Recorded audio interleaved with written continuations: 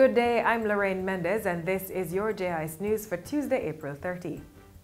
Sections of St. James, Hanover and Westmoreland are now under a state of public emergency for the next 14 days.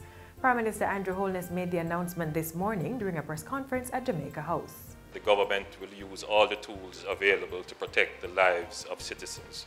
And the tools that are available include states of public emergency and zones of special operations. According to the security forces, since 2017, the three western parishes have seen sustained increases in murders and violent crimes.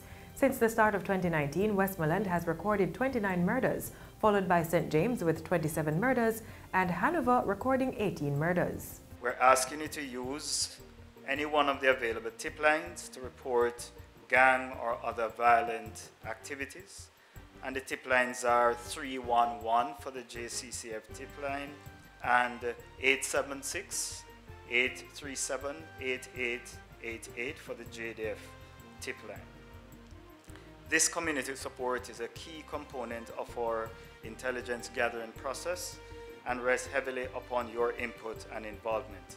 The Auditor General's Department, AGD, will be managing the forensic audit process into oil losses at Petrojam, including the tender process for the forensic auditor.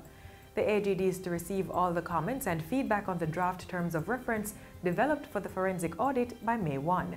A release from the Energy Ministry points out that the Auditor General's findings from its own audit found that over the last 5 years, Petrojam recorded an estimated 2 million barrels or $18 billion worth of oil losses. It also said Petrojam reported that it used 1.5 million barrels valued at $12.8 billion during normal refinery production, but could not account for 600,694 barrels worth an estimated $5.2 billion. The assessed period is 2013 to 2018. The AGD said the losses represented 0.75% of the total throughput of 80,007,746 barrels. Permanent Secretary Carol Palmer says the Energy Ministry is committed to full transparency and integrity of the auditing process. Government will spend over $600 million this financial year to retool the telecommunications system of the Jamaica Constabulary Force, the JCF. This announcement was made by National Security Minister Dr. Horace Chang recently.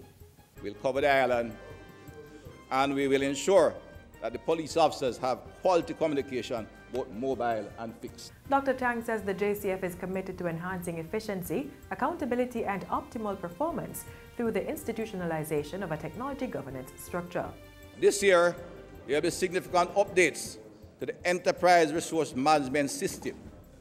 This will see improvements in several internal business processes to include records management, fleet management, facilities management, and case management. In addition, the implementation of the electronic station records management system will replace the Big Book or station diary. 1,000 new police officers are expected to be trained this year, with the outlook for next year increasing by 500.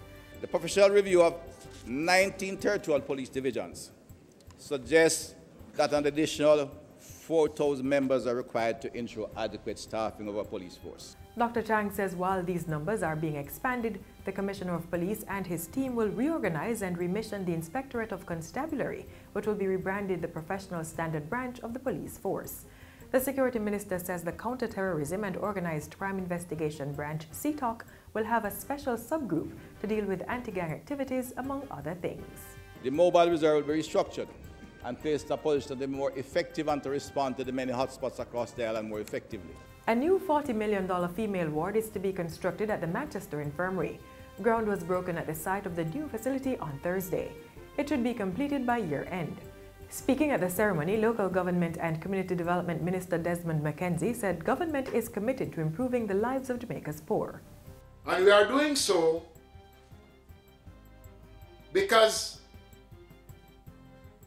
many of these people have helped to create the foundation for the Jamaica that we are living in today.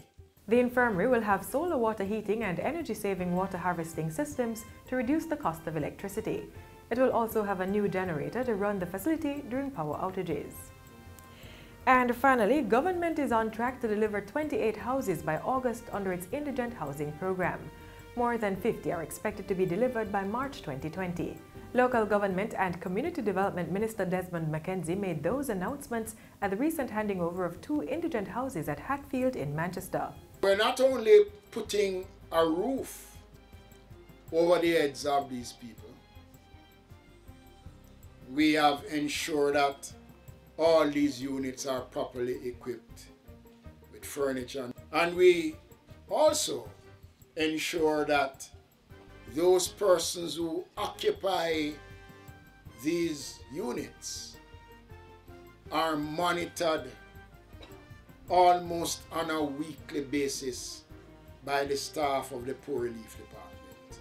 So we're not just giving the units and then say, bye-bye, you're on your own. We have to ensure their safety. And that's it for JI's News Today. I'm Lorraine Mendez. Thanks for watching.